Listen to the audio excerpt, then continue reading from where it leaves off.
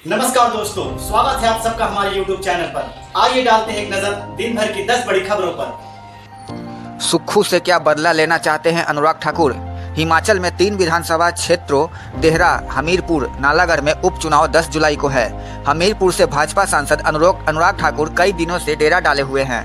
उनका पूरा फोकस अपने निर्वाचन क्षेत्र हमीरपुर पर है। दरअसल इसकी खास वजह है, इनमें से 2 सीटें देहरा और हमीरपुर अनुराग ठाकुर की हमीरपुर लोकसभा सीट में आती है। ठाकुर 2008 से लगातार 5 बार यहां से जीत चुके हैं। इससे पहले ठाकुर के पिता हिमाचल प्रदेश के पूर्व मुख्यमंत्री प्रेम कुमार धूमल ने 3 बार इस निर्वाचन क्षेत्र का प्रतिनिधित्व किया था। तीसरा उपचुनाव नालागढ़ में है, जो शिमला लोकसभा क्षेत्र में आता है। 3 विधानसभा सीटों के लिए चुनाव प्रचार सोमवार 8 जुलाई को शाम 5 बजे खत्म होने वाला है। अनुराग ठाकुर 3 दिनों से हमीरपुर में जमे हुए हैं। उन्होंने रविवार को हमीरपुर में आधा दर्जन चुनावी सभाओं को संबोधित किया। हिमाचल के सीएम सुखविंदर सिंह सुक्खू की पत्नी कमलेश ठाकुर कांग्रेस के टिकट पर देहरा सीट से चुनावी मैदान में है। देहरा सीट अब उनके लिए प्रतिष्ठा की लड़ाई बन गई है। कांग्रेस भी हमीरपुर जिले की लड़ाई को इसलिए महत्वपूर्ण मानती है क्योंकि सुक्खू हमीरपुर जिले के नादौन से आते हैं, जहां से वो विधायक भी हैं। डिप्टी सीएम मुकेश अग्निहोत्री की हरोली सीट भी इसी जिले में आती है। इस तरह कांग्रेस के लिए भी हमीरपुर उतना ही खास है। हालांकि सुक्खू ने कांग्रेस के बाकी 2 उम्मीदवारों के लिए भी चुनाव अभियान तेज कर रखा है। सुक्खू का लक्ष्य इन उपचुनावों को जीतना इसलिए है ताकि राज्य में कांग्रेस की मजबूत पकड़ का संदेश दिया जा सके। दूसरी तरफ अनुराग ठाकुर उपचुनावों में भाजपा की जीत सुनिश्चित करना चाहते हैं ताकि यह संकेत दिया जा सके कि हमीरपुर क्षेत्र में उनका दबदबा कायम है और वे विधानसभा सीटों पर भी जीत हासिल कर सकते हैं। पत्नी ने शराबी पति को शराब से दूर रहने को कहा तो कर दिया कांड, शराबबंदी रही फेल। 1 अप्रैल 2016 से बिहार में शराबबंदी है। शराब रखना पीना सब कुछ मना है। यह सरकारी मनाही लोग नहीं मान रहे हैं। ऐसे में कुछ न कुछ किस्से सामने आ ही जा रहे हैं। इस बार बेगूसराय जिले से खबर आई है, जहां पत्नी ने शराब के लिए अपने शराबी पति को बार बार मना किया तो उसने आत्महत्या कर ली। बेगूसराय जिले में शराब पीने से मना करने पर युवक ने गले में फंदा लगाकर आत्महत्या कर ली। इस आत्महत्या के बाद इलाके में हड़कंप मच गया। वहीं मौत की खबर लगते ही परिजनों में कोहराम मचा हुआ है। घटना तेघरा थाना क्षेत्र के दनियालपुर की है। बता दें कि मृतक की पहचान दनियालपुर के रहने वाले शंकर राय का पुत्र राजेश राय के रूप में की गई है। बताया जा रहा है कि मृतक राजेश राय शराब पीने का आदी था। वह लगातार शराब पीता था, जिसका विरोध पत्नी के द्वारा किया जा रहा था। रविवार रात को भी मृतक राजेश राय शराब पीकर आया। जब इसका विरोध पत्नी ने किया तो इसी से नाराज होकर राजेश राय ने घर में गले में फंदा लगाकर आत्महत्या कर लिया। उन्होंने बताया कि वह अपने ही घर में पहले रूम बंद किया और उसके बाद गले में फंदा लगाकर आत्महत्या कर ली। बिहार में शराबबंदी वाला बेगूसराय में शराब खुलेआम बिक रही है, जिसके कारण से युवक भी शराब का सेवन कर रहा था। आज तो हद हो गई। जब शराब पीने से पत्नी ने मना किया तो पति ने गले में फंदा लगाकर आत्महत्या कर ली। अलमारी के पीछे आतंकियों का गुप्त ठिकाना, छोटे से बंकर में दहशतगर्द। जम्मू कश्मीर के जिला कुलगाम में 2 जगह चली मुठभेड़ में सुरक्षा बलों ने 6 आतंकवादियों को ढेर कर दिया। मारे गए आतंकियों से ठिकाने से जुड़ा एक वीडियो सामने आया है, जिसमें दिख रहा है कि एक घर में बनी अलमारी के भीतर आतंकियों ने गुप्त ठिकाना बना रखा था। बाहर से इस ठिकाने को इस तरह से छिपा कर रखा था कि पता न चल पाए कि यहाँ कोई बंकर है या नहीं। सूत्रों की माने तो पुलिस और सुरक्षा बलों की जांच के बाद इस आतंकी ठिकाने का पर्दाफाश हुआ है। हालांकि वीडियो को लेकर अभी कोई आधिकारिक बयान सामने नहीं आया है। कुलगाम में शनिवार को 2 जगहों पर मुठभेड़ हुई, जो रविवार को दूसरे दिन भी जारी रही। जिले के चिन्नी गांव फिसल में सुरक्षा बलों ने 4 और मुदरघम में 2 दहशतगर्दों का सफाया किया। हालांकि इस ऑपरेशन के दौरान 2 जवान भी बलिदान हुए। आतंकियों के पास से 3 AK-47 राइफल, 1 पिस्तौल व गोला बारूद बरामद किया गया है। मारे गए दहशतगर्द हिजबुल मुजाहिदीन व लश्कर तोयबा के संगठन द रेजिस्टेंट फ्रंट से जुड़े हुए थे। मारे गए आतंकियों की शिनाख्त यावर बशीर निवासी कैमो, जाहिद अमदर डार निवासी यासीपेरा, तौहीद अहमद राठार निवासी शकील अहमद वानी निवासी कुलगाम के रूप में हुई है। अन्य 2 आतंकियों की भी पहचान की जा रही है। DGP RS स्वैन ने कहा कि एक जगह मुठभेड़ खत्म हो चुकी है। पूरे इलाके की घेराबंदी की गई है। तलाशी अभियान जारी है। मुठभेड़ स्थल से 4 आतंकियों के शव बरामद कर लिए गए हैं। मुदरघम में हुई मुठभेड़ में पैरा कमांडो लांस नायक प्रदीप नैन और चिन्नी ग्राम में राष्ट्रीय राइफल्स के सिपाही प्रवीण प्रभाकर शहीद हो गए। महुआ मोइत्रा वर्सेस रेखा शर्मा, जुझारू सांसद के खिलाफ नए कानून में केस दर्ज। TMC सांसद महुआ मोइत्रा अब नए विवाद में फंस गई है। राष्ट्रीय महिला आयोग की अध्यक्ष रेखा शर्मा पर सोशल मीडिया पोस्ट को लेकर तृणमूल कांग्रेस सांसद महुआ मोइत्रा के खिलाफ एक महिला की गरिमा को ठेस पहुंचाने से संबंधित मामला दर्ज किया गया है। रेखा शर्मा की शिकायत पर दिल्ली पुलिस के स्पेशल सेल ने रविवार को नई आपराधिक संहिता BNSS की धारा 79 या महिला की गरिमा का अपमान के तहत FIR दर्ज की है। BNSS को हाल ही में IPS की जगह लागू किया गया है। महुआ को पश्चिम बंगाल के कृष्णानगर से फिर सांसद चुना गया है। पिछले साल उन्हें कैश फॉर क्वेरी विवाद के बाद लोकसभा से अयोग्य घोषित कर दिया गया था। उन्होंने गुरुवार को महिला आयोग प्रमुख के हाथरस दौरे के वीडियो को लेकर प्रतिक्रिया में टिप्पणी की थी। हाथरस भगदड़ में 121 लोग मारे गए थे, जिनमें अधिकांश महिलाएं थीं। वीडियो में किसी को रेखा शर्मा के ऊपर छाता पकड़ते हुए और चलते हुए दिखाया गया था। महुआ मोइत्रा ने एक्स पर एक पोस्ट में पजामा शब्द का संदर्भ दिया था, जिसमें विवाद खड़ा हो गया था। बाद में महुआ ने पोस्ट हटा दी। रेखा शर्मा की शिकायत पर पुलिस ने महुआ से इसके बारे में जानकारी मांगी है। दरअसल रेखा शर्मा इस बात पर ज़्यादा नाराज हैं कि किसी सेवक द्वारा उनके लिए इस तरह छाता लेकर चलना जनता की नज़रों में आ गया और उसे अच्छा नहीं माना गया। महुआ मोइत्रा अकेली नेता है जिन्होंने इस पर टिप्पणी भी कर दी। महुआ के बारे में लोगों ने सोशल मीडिया पर इस बारे में लिखा और यह पूछा भी कि रेखा शर्मा ने हाथरस पहुंचकर क्या किया। राष्ट्रीय महिला आयोग ने शुक्रवार को महुआ की टिप्पणी पर संज्ञान लिया था और महुआ के खिलाफ मामला दर्ज कराने की मांग की थी, लेकिन तृणमूल सांसद आक्रामक बनी रही। एक्स पर राष्ट्रीय महिला आयोग की पोस्ट पर प्रतिक्रिया देते हुए उन्होंने दिल्ली पुलिस को तत्काल कार्रवाई करने और उन्हें गिरफ्तार करने के लिए टैग किया। यहां तक कि उन्होंने यह भी बताया था कि वह उस समय पश्चिम बंगाल के नादिया में थी। महुआ ने एक्स पर लिखा था, I can hold my umbrella, शीर्षक देते हुए लिखा, आओ दिल्ली पुलिस कृपया इन स्वतः संज्ञान आदेशों पर तुरंत कार्रवाई करे। मैं नादिया में हूँ। अगर आपको अगले 3 दिनों में मेरी त्वरित गिरफ्तारी की जरूरत हो तो आप यहाँ आ जाएं। मुंबई BMW केस, शिवसेना शिंदे के नेता के बेटे को 6 टीमें तलाश रही हैं। मुंबई BMW केस में सोमवार 8 जुलाई को दूसरे दिन ही पुलिस मुख्य आरोपी 24 साल के मिहिर शाह को पकड़ नहीं पाई है। उसके खिलाफ पुलिस ने लुकआउट नोटिस जारी कर दिया है। वर्ली हिट एंड रन मामले में 45 वर्षीय महिला की मौत हो गई थी। जांच में सामने आया है कि मिहिर तेज रफ्तार BMW चला रहा था जो एक स्कूटी से टकराई थी। महिला अपने पति के साथ स्कूटर पे थी। पुलिस के मुताबिक मिहिर की तलाश में 6 टीमें लगी हुई हैं। इस हादसे में 45 साल की कावेरी की मौत हो गई और उसके पति प्रदीप घायल हो गए थे। इस केस में पुलिस ने अभी तक सिर्फ 2 गिरफ्तारियां की हैं। मिहिर के पिता और महाराष्ट्र के पालघर जिले में एकनाथ शिंदे के नेतृत्व वाली शिवसेना के उपनेता राजेश शाह और उनके ड्राइवर राजऋषि बिजावट को रविवार शाम को गिरफ्तार किया गया था। पुलिस का कहना है कि राजेश शाह और ड्राइवर जांच में पुलिस के साथ सहयोग नहीं कर रहे थे, इसलिए इन्हें गिरफ्तार किया गया है। पुलिस का कहना है कि रविवार को जब हम लोग मिहिर के घर पहुंचे तो घर पर ताला लगा हुआ था। उसकी मां और बहन का अता पता नहीं था। मिहिर शाह के खिलाफ लुकआउट सर्कुलर जारी किया गया है। अब तक की जांच में जो कड़िया पुलिस ने जोड़ी है उसमें कहा गया है कि मिहिर शाह ने शनिवार देर रात जुहू के एक बार में शराब पी और उसका ड्राइवर हाई एंड BMW में बैठा। वर्ली में मिहिर ने जिद की कि वह गाड़ी चलाएगा और उसने गाड़ी ले ली। उस समय कावेरी और उसके पति प्रदीप अपनी आजीविका के लिए मछली बेचते थे। स्कूटर पर ससुन डॉक से वापस जा रहे थे। अचानक मिहिर की BMW ने उनके स्कूटर को टक्कर मार दी। घटनास्थल से भागते समय BMW ने कावेरी को कुचल दिया और दूर तक घसीटा।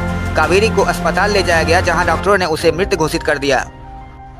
मंत्री आतिशी का भाजपा को चैलेंज। दिल्ली विधानसभा चुनाव में 45 पार का नारा दिया था। इस बार एक सीट भी मुश्किल। दिल्ली में अगले साल होने वाले विधानसभा चुनाव की तैयारी शुरू हो चुकी है। दिल्ली सरकार की मंत्री और आप नेता आतिशी ने एक प्रेस कॉन्फ्रेंस कर भाजपा पर निशाना साधा। मंत्री आतिशी ने कहा कि 2020 के दिल्ली विधानसभा चुनाव में भाजपा ने 45 पार का नारा दिया था, लेकिन 8 पर ही सीमित रह गई थी। जिस प्रकार के षड्यंत्र भाजपा लगातार कर रही है, चाहे वह अपनी हरियाणा सरकार के माध्यम से दिल्ली का पानी रोकना हो, चाहे वह दिल्ली के सरकारी स्कूलों को खराब करने की साजिश हो। उन्होंने दावा किया कि मैं आज आपको पूरे विश्वास के साथ कह रही हूं कि अगर भाजपा को 2025 में एक सीट भी आई तो यह उनके लिए बहुत बड़ी बात होगी। दिल्ली में भाजपा विधानसभा चुनाव की तैयारियों में जुट गई है। इसी बीच मंत्री आतिशी ने दिल्ली भाजपा प्रदेश इकाई पर जोरदार निशाना साधा है। कैमूर में आकाशीय बिजली गिरने से 5 लोगों की मौत, परिजनों में मचा कोहराम। कैमूर में हो रही कई दिन से बारिश के बीच आकाशीय बिजली गिरने से 5 लोगों की मौत हो गई। यह मौतें भगवानपुर थाने में 1, रामपुर में 1, नुआव में 2, रामगढ़ थाना क्षेत्र में 1 लोगों की मौत हुई है। जानकारी के अनुसार नुआव में 2, रामगढ़ थाना क्षेत्र में 1 व्यक्ति की मौत हुई है। भगवानपुर थाना क्षेत्र के जैतपुरा खुर्द गांव में खेत में काम कर रहे एक युवक की आकाशीय बिजली गिरने से मौत हो गई। मृतक जैतपुरा गांव निवासी रामकवल बिंद का पुत्र रामनिवास बिंद बताया जाता है। बेलाव थाना क्षेत्र के सोनाव गांव के बाघार में ठनका गिरने से एक युवक की मौत हो गई। मृतक सोनाव गांव निवासी मनोज सिंह के पुत्र आशीष कुमार ने बताया कि रामगढ़ प्रखंड के सिझुआ गांव में ठनका गिरने से सीता मुनि की मौत हो गई, जबकि अन्य 2 महिलाएं घायल हो गई।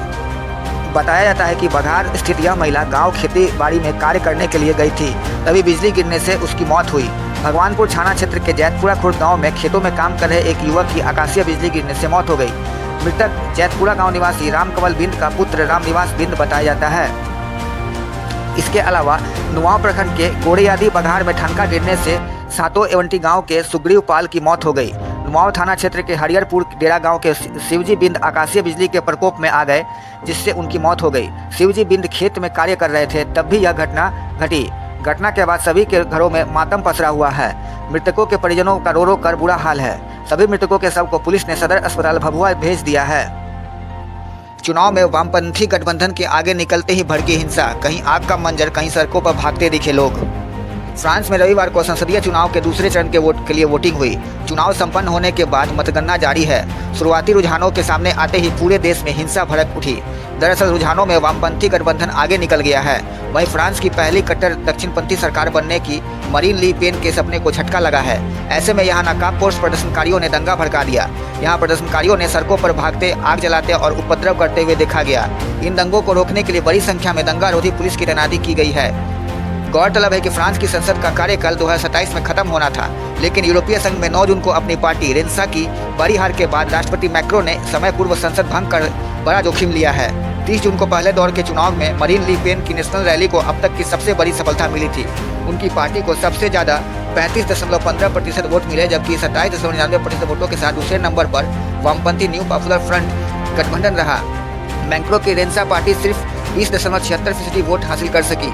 दूसरे दौर के लिए सिर्फ वही प्रत्याशी मैदान में हैं जिन्हें पहले चरण में 12.5% से ज़्यादा वोट मिले हैं। देश में भड़की हिंसा का वीडियो सोशल मीडिया पर वायरल हो रहा है। वीडियो में नकाबपोश प्रदर्शनकारी को सड़क पर दौड़ते, आग जलाते, उपद्रव करते और शहर में अशांति फैलाते हुए देखा जा सकता है। इन लोगों को तितर बितर करने के लिए बड़ी संख्या में पुलिस भी मौजूद रही। एक मीडिया रिपोर्ट के अनुसार चुनाव परिणामों में फ्रांसीसी राजनीति में एक महत्वपूर्ण बदलाव देखा। यहाँ उस समय सियासी उथल पुथल मच गई जब वामपंथी गठबंधन बहुमत का दावा करने के लिए तैयार था। इससे पेरिस में जश्न और हिंसा का मिला जुला माहौल देखने को मिला। हाथरस भगदड़ में सारे सबूत एक तरफ, बाबा के वकील ने कहा जहर छिड़का गया। कथित भोले बाबा के वकील एपी सिंह ने रविवार को दावा किया था कि हाथरस में भगदड़ इसलिए हुई क्योंकि 15-16 लोगों ने ग्रुप के धार्मिक आयोजन के दौरान जहर छिड़क दिया था। वकील ने दावा किया कि भगदड़ होने के बाद साजिश करने वाले कार्यस्थल से भाग गए। हाथरस में पिछले हफ्ते भोले बाबा के सत्संग के दौरान भगदड़ में 121 लोगों की मौत हो गई थी। पीटीआई के मुताबिक वकील एपी सिंह ने कहा कि भगदड़ सुनियोजित थी। वकील ने कहा एक दिल दहला देने वाली घटना हुई। साजिश में 15 से 16 लोग शामिल थे। अनुमति ली गई थी। अनुमति के साथ नक्शा संलग्न था। भगदड़ के स्थान पर कुछ अज्ञात वाहन थे। 10-12 लोगों ने जहर छिड़क दिया। वकील ने पीटीआई से दावा किया कि प्रत्यक्षदर्शियों ने कहा कि महिलाएं गिर रही थी और कई की सांस रुकने के कारण मौत हो गई। वे मौके से भाग गए। सीसीटीवी फुटेज को जब्त किया जाना चाहिए ताकि उन वाहनों की पहचान की जा सके। शुरुआती जांच रिपोर्ट में कहा गया है कि आयोजकों ने अधिकतम 80,000 लोगों की उपस्थिति के साथ कार्यक्रम की अनुमति ले ली थी। हालांकि सभा में 2.5 लाख से अधिक लोग शामिल हुए। हालांकि घटना के फौरन बाद मौके पर पहुंचे पत्रकारों को पीड़ित लोगों ने बताया कि भगदड़ तब हुई जब भोले बाबा के समर्थक उस रास्ते से मिट्टी इकट्ठा करने के लिए दौड़ पड़े जिस पर वो बाबा चलकर गया था। कुछ लोगों ने मीडिया को बताया कि बाबा अपने सत्संग में बार बार प्रलय आने का जिक्र कर रहा था। उसने जब माइक छोड़ा तो यही बोला था कि प्रलय आ रही है। उसके बाद भगदड़ की घटना सामने आई। तमाम पीड़ितों ने टीवी चैनलों के सामने बयान दिया कि एफआईआर बाबा के खिलाफ होना चाहिए जो हमें छोड़कर भाग गया। शनिवार को सूरजपाल जाटव उस भोले बाबा ने हाथरस भगदड़ पर अपनी चुप्पी तोड़ी और कहा था कि अराजकता पैदा करने वालों को बख्शा नहीं जाएगा। उसने कहा था कि मैं 2 जुलाई की घटना से बहुत दुखी हूँ। भगवान हमें इस दर्द को सहन करने की शक्ति दे। कृपया सरकार और प्रशासन पर अपना विश्वास रखें। पुरी में रथ यात्रा के दौरान भगदड़ जैसे हालात, श्रद्धालु की मौत, कई घायल। ओडिशा के पुरी में रथ यात्रा के दौरान भगवान बलभद्र का रथ खींचते समय एक भक्त की दम घुटने से मौत हो गई। रथ यात्रा में शामिल होने के लिए 10 लाख श्रद्धालु शहर में हैं। मरने वाले की पहचान अभी तक नहीं हो सकी है। भगदड़ जैसी स्थिति के कारण कई अन्य श्रद्धालु घायल हो गए।